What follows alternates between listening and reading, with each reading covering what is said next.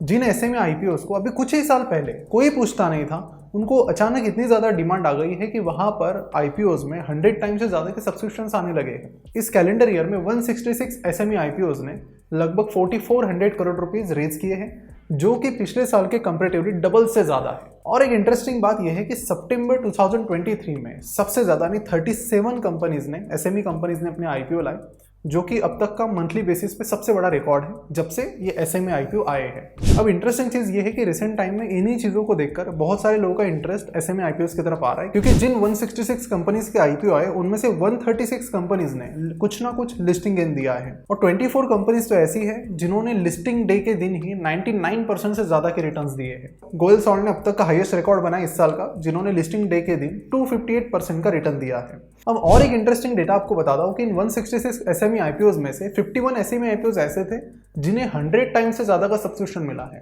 और 12 कंपनीज ऐसे थी जिन्हें 300 टाइम से ज्यादा का सब्सक्रिप्शन मिला है। तो ये जो अचानक से बहुत ज्यादा डिमांड रिटेल इन्वेस्टर्स की तरफ से एसएमई आईपीओस को मिल रही है, क्या इसके पीछे सही लॉजिक है? और क्या एज एन इन्वेस्टर जब हम देखते हैं कि हमें मेन बोर्ड आईपीओस नहीं मिल रहे आजकल, तो बहुत सारे लोग एसएमई आईपीओस की तरफ जा रहे हैं, तो क्या ये डायरेक्शन सही है?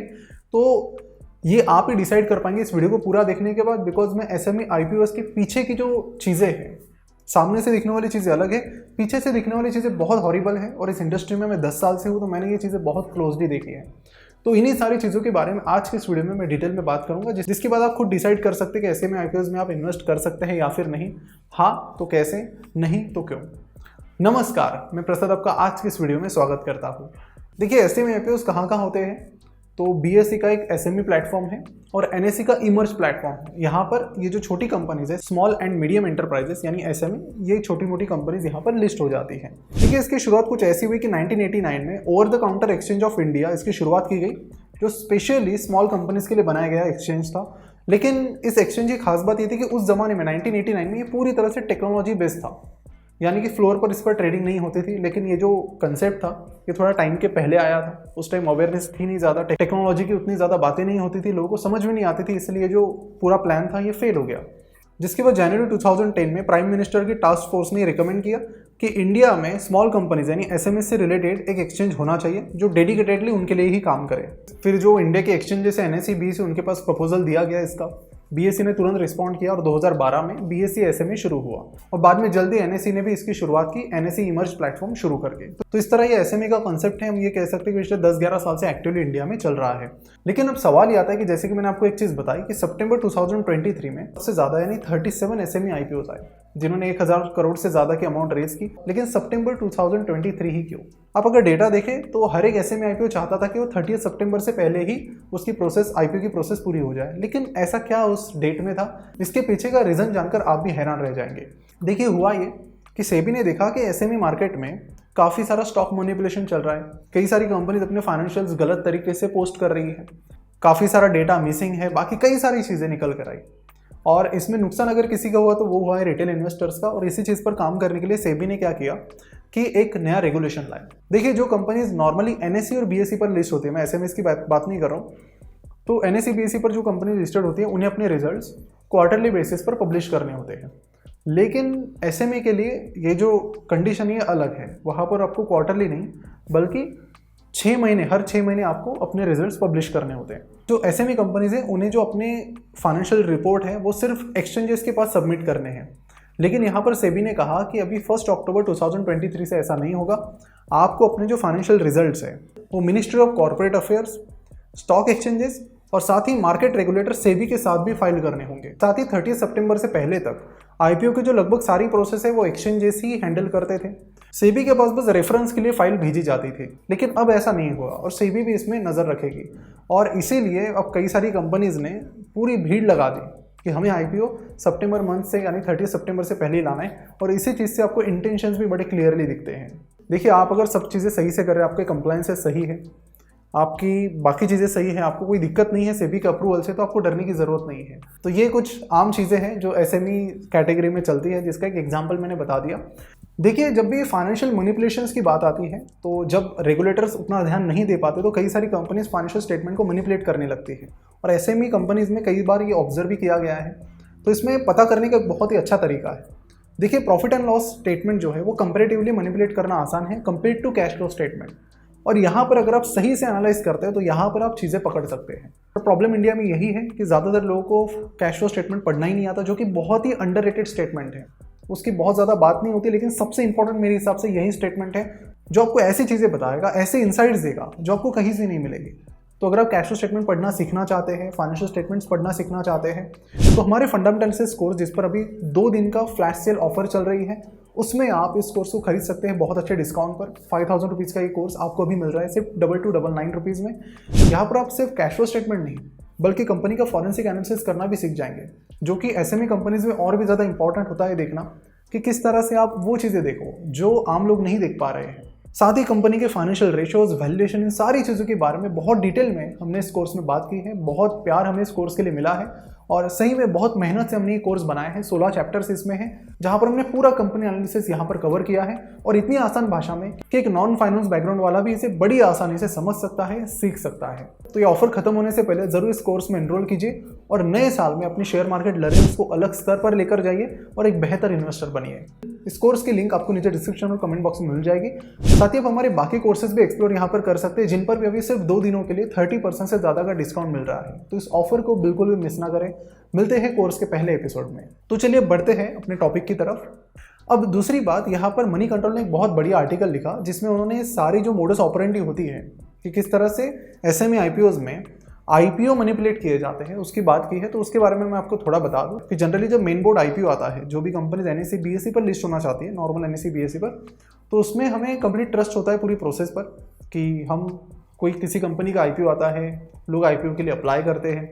लोगों की बहुत ज़्यादा डिमांड है तो बहुत ज़्यादा सब्सक्रिप्शन आता है, लोगों की कम डिमांड है तो बहुत कम सब्सक्रिप्शन आता है, क्योंकि अमाउंट भी बहुत ज़्यादा होती है।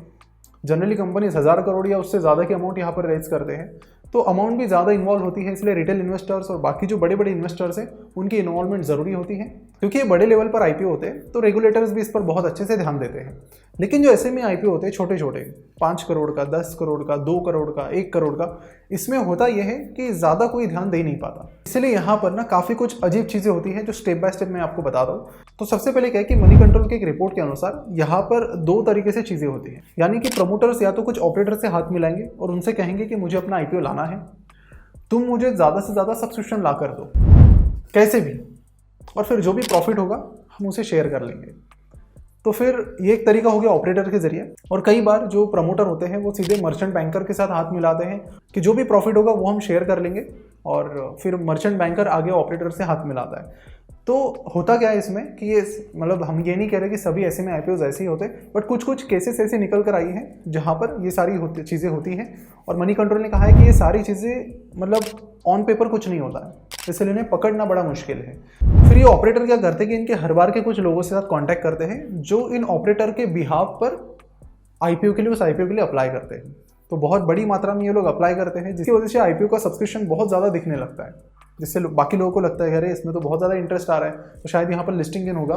तो उस चीज़ को देखकर बाकी लोग भी उसमें इन्वॉल्व हो जाते हैं।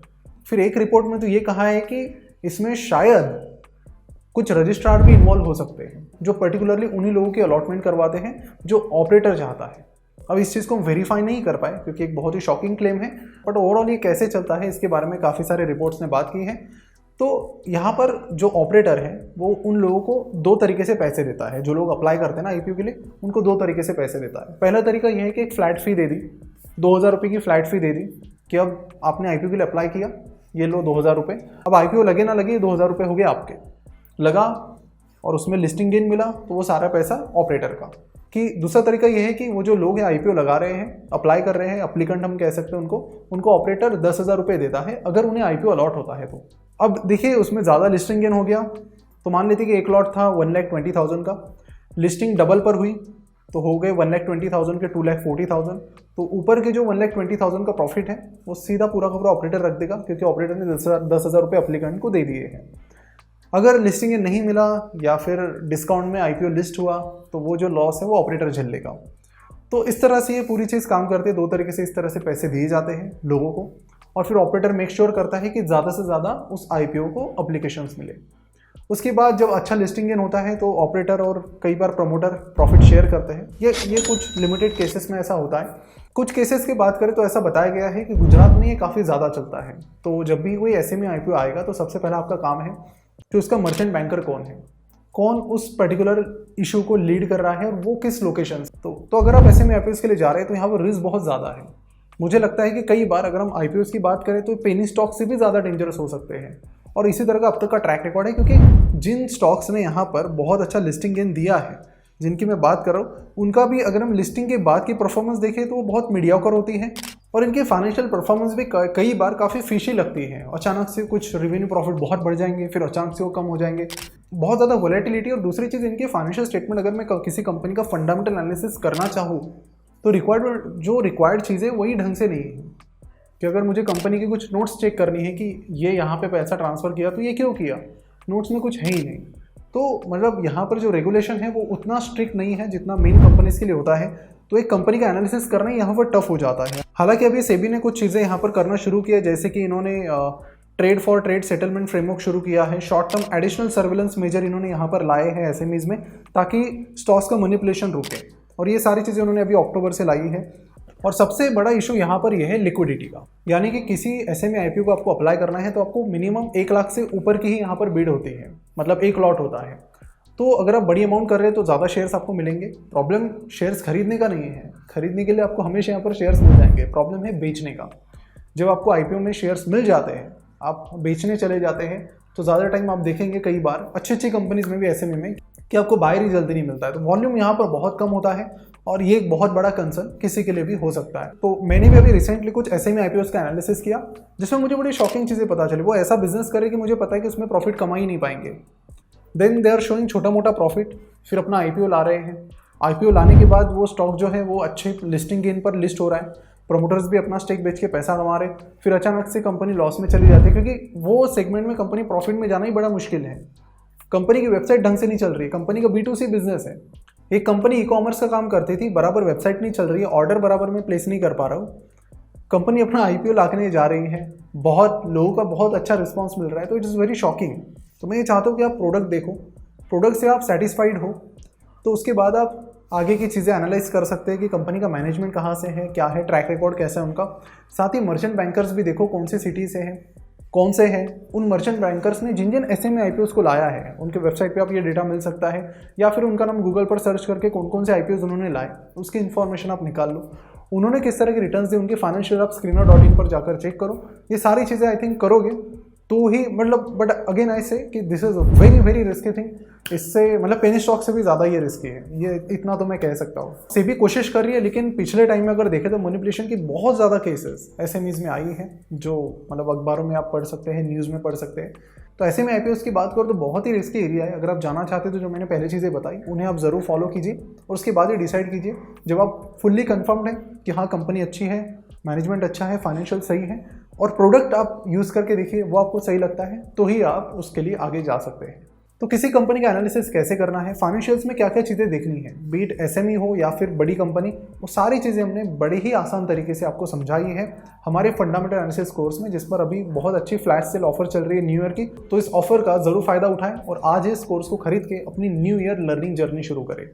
इस कोर्स की लिंक आपको नीचे डिस्क्रिप्शन और कमेंट बॉक्स में मिल जाएगी। और इस वीडियो को ज़रूर अपने सारे दोस्तों के साथ शेयर कीजिए जो एसएमई आईपीओज में इन्वेस्ट करते हैं या प्लानिंग कर रहे हैं, ताकि उन्हें भी ये सारी चीज़ें पता चले। अगर आप शेयर मार्केट में इंटरेस्ट रखते हैं तो चैनल को ज़रूर सब्सक्राइब कीजिए और बेल आइकन पर भी ज़रूर क्लिक कीजिए। मिलते हैं अगले वीडियो में। Thank you so much.